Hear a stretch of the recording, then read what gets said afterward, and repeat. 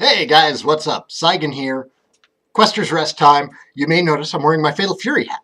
Well, that doesn't actually have anything to do with what today's Quester's rest is. My hair is just being stupid because I'm still growing it out. And it's just like all over the damn place. So instead, I'm going to rock Terry's trucker cap. I don't know why he wears a trucker cap. Supposedly it's his dad's. It's his most treasured possession. Okay, I do know why he wears the trucker's cap. Anyways, today's discussion is on how in the hell did I start playing Pokemon? This actually comes from a question on my latest video?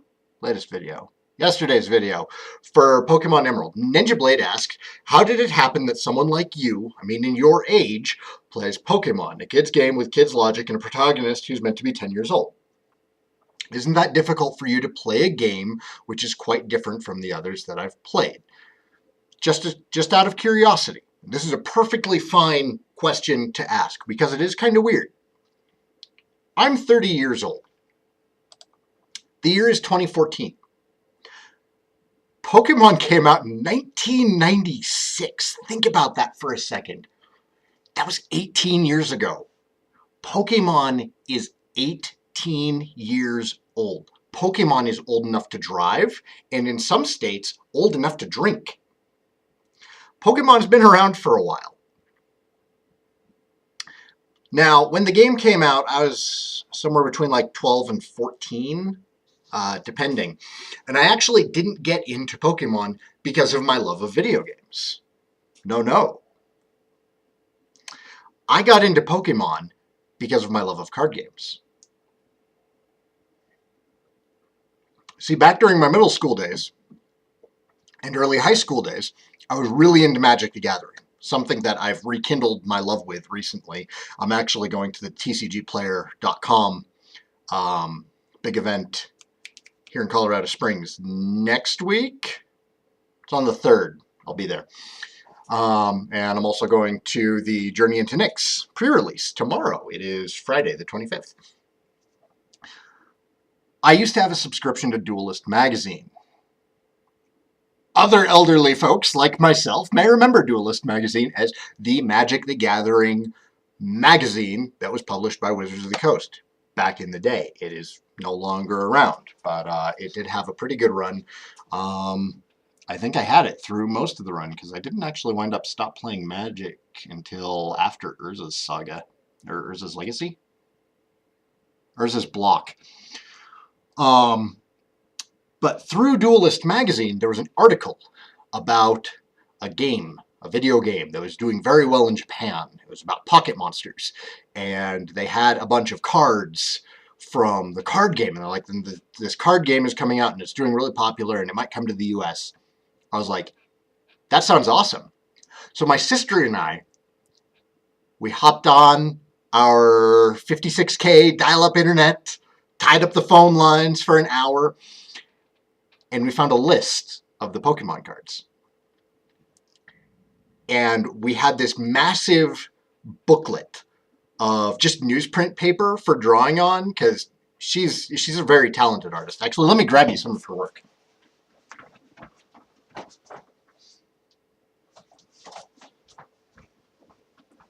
All right, so she did this for me as, I've probably showed this off before. I like it a lot. Kristen, if you're watching, thank you, you're awesome.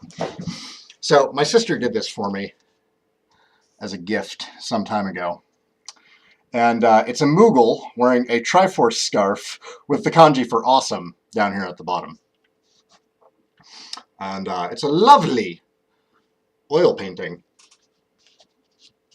that she did. Maybe I'll throw more of her work up if she allows it, but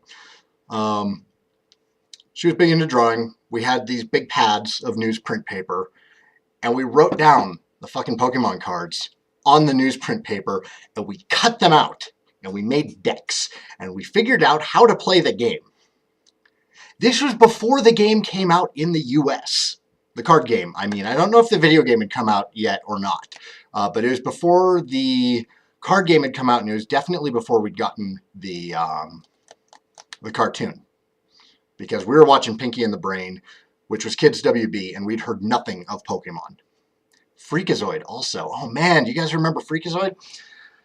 Anyhow, we figured out how to play the game. We both loved it, just immediately. And our other sister, the youngest one, Katie, got in on it. We were all playing it together. It was fantastic. The game came out. We all got our starter decks. Kristen went with Psychic. Katie went with Water. Like, Kristen was all about Alakazam. Katie was all about Blastoise. I was all about Hitmonchan. Haymaker decks. Those of you who played Pokemon back in the day, you might remember me actually from the Pokemon Dojo. I did an article there about deck building actually, and it was a take on the Haymaker deck, and I called it Blitzkrieg. My sisters and I went to tournaments every month, and we were always in the top 8. All 3 of us. And usually one of us was taking first. It was great. Really great time. We still talk about it sometimes. The good old days. So, playing the card game, we're like, wow, okay, so there's a video game for this? I was the first one to grab it. Had that old, gray, giant brick Game Boy. It had the horrible like pea soup. It wasn't black and white. It was like black and olive green. It was just this murky, ugly color. But I grabbed Pokemon Blue for it. Started playing it. It was great. I think I only got as far as like Viridian Forest before my time for the day was up. I was limited on video game time, because otherwise I would have played them a lot more than I did. And that's probably one of the reasons why I was more into card games at the time than video games. My parents didn't really see a reason to limit me in playing a card game, which they felt was more interactive with other people. They were worried about it affecting, you know, my social skills, which I think I'm fine. I think most of you guys think I'm fine. So we, excuse me.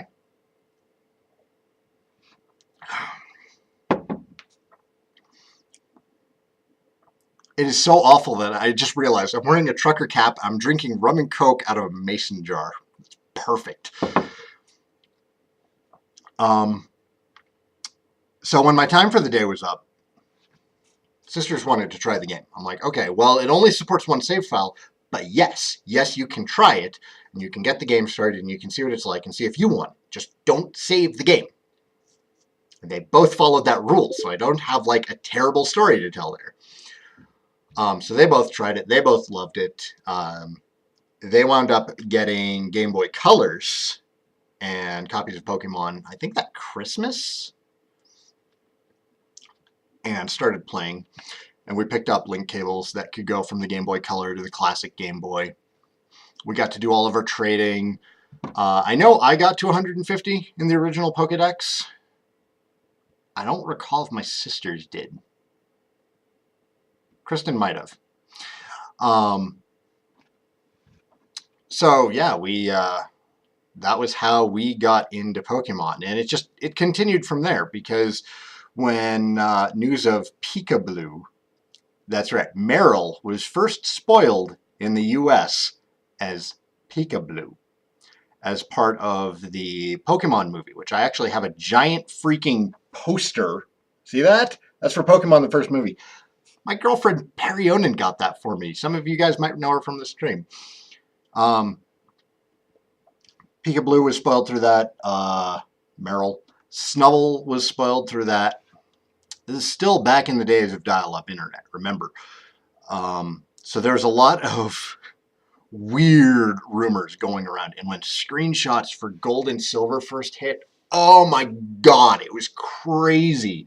We could not get enough of them. The fact that there was a day and night cycle, the fact that there were day of the week things and timed things, like there was always a reason that we were going to have for turning on our Game Boys. And it was going to be color. So I was like, oh shit, I'm going to have to get a Game Boy Color. So I saved up. I wound up getting this ugly, like, sunshine yellow Game Boy Color, because it was the only one available at Walmart that day when they finally had them on sale. I grabbed it. I was like, I don't care about the color. I need my Game Boy Color. I think I was in driver's ed. It was like my second day of driver's ed, the day that Gold and Silver came out. And there was a game store right across the street. Game Crazy. It used to be attached to Hollywood Video. I walked in there, grabbed my copy of Silver, because it seemed like everybody had been buying Gold. That was what the store clerk told me, and I wanted to be different. I wanted to be a rebel. I was 16 or 17, and I couldn't do what everybody else was doing. No, so I picked the other Pokemon game. And I sat there in driver's ed with my Game Boy hid under the table and the volume down, playing Pokemon Silver on release day, totally ignoring driver's ed. And it was great during lunch. Like, I didn't even eat. I just sat in the hallway playing more Pokemon Gold or Silver. My sisters had picked it up sometime that same week. It was just a lot of fun. Now, the game, in addition to appealing to us just on a basic gameplay level, the game is solid. Anybody can see that. If you pick up the game and you play it, even if it's not your thing, you can probably play it and you can be like, okay, I can kind of see what the appeal of this might be. You build a team of various different abilities. It's got kind of an extensive rock, paper, scissors system in here. There's a lot of room for strategy. Then you find out about breeding. There's a lot of thought that can go into the game. You can see what the appeal is. Collectors love it because there's tons of Pokemon to collect, etc., etc., etc. And they introduced the Runes of Alph back in the days of Gold and Silver with the stupid unknown Pokemon that make up the alphabet. So I didn't realize it at the time, but Pokemon, aside from the monster catching and the breeding system, was like, hands down, it is the JRPG. It took what Dragon Quest did and applied billions of hours of Fuller to it, and also included system linking. It didn't introduce the monster catching genre. Let's be clear about that. It came after Dragon Quest V, which came after Megami Tensei for the Famicom, which had demon catching and training, which I think is the earliest version of monster training I can think of, unless there's like a D&D gold box game that had like ranger animal familiars or something along those lines. So the game appeals to me on several levels. I now recognize that it appeals to me on a nostalgic level. And it appealed to me then on a nostalgic level, although I wasn't aware of it. It's a lot like Dragon Quest. It is so much like Dragon Quest. Generally, whenever a new Pokemon game comes out, the Dragon's Den, a forum devoted to Dragon Quest, fills up with discussion about Pokemon. It's because they're so much alike. Of course, there's the Monsters series, which we would all really love to see more of that here in the US. That's a different video. I've done those videos. So that's how a 30-year-old, 40 hours a week professional comes to play Pokemon. And it's that I wasn't 30 years old, 40 hours a week professional when it came out. Now, let's go back. That store that I mentioned earlier, the Game Crazy, the one across from my driver's ed classes. Several months later, I wound up getting a job there after I'd gotten my driver's license and quit my terrible job at Kmart. Kmart was a terrible company to work for.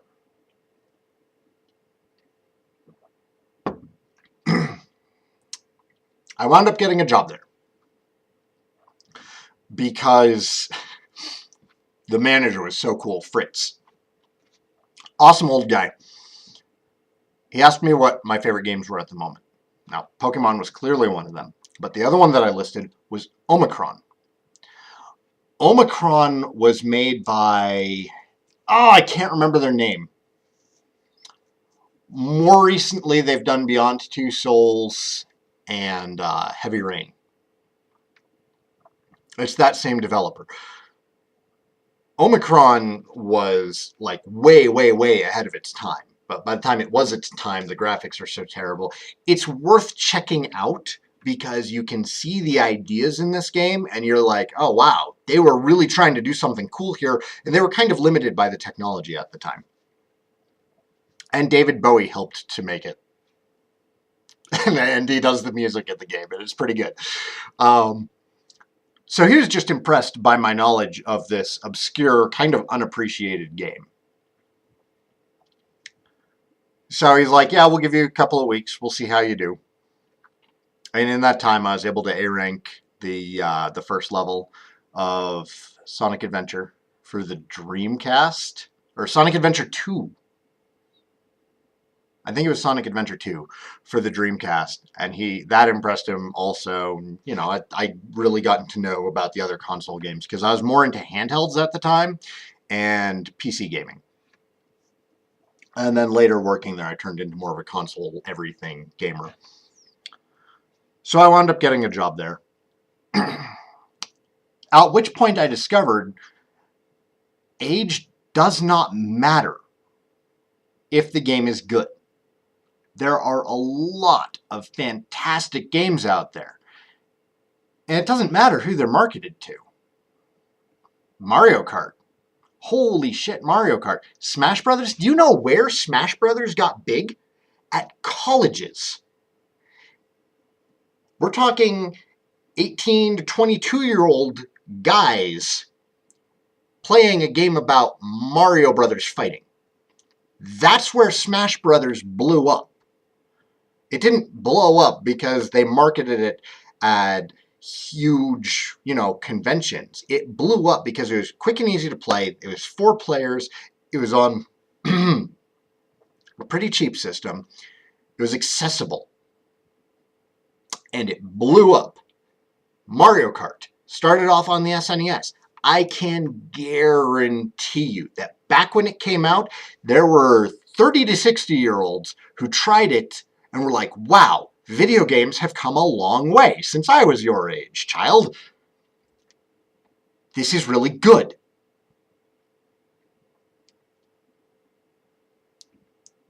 I think that most video games, it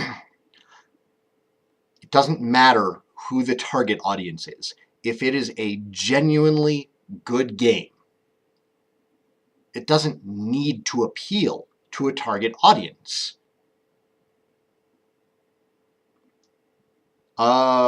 Borderlands is an excellent example.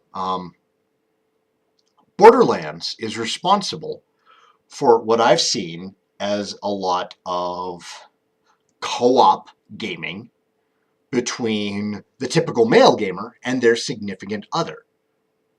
Something about Borderlands appeals to both parties, even the non-gamers. And Borderlands seems to be responsible for getting a lot of non-gamers into video games. I don't know what it is. I think it's a combination of the polish, it's a combination of it's a shooter, so the Halo people like it, but it's an RPG, so the Diablo people like it. It does everything just right. And it gained a huge, huge audience from gamers and non-gamers alike, because it's just that good. What's funny is I don't really care for Borderlands that much. I can see the appeal. I can see how somebody could spend hundreds to thousands of hours playing Borderlands looking for the best gear.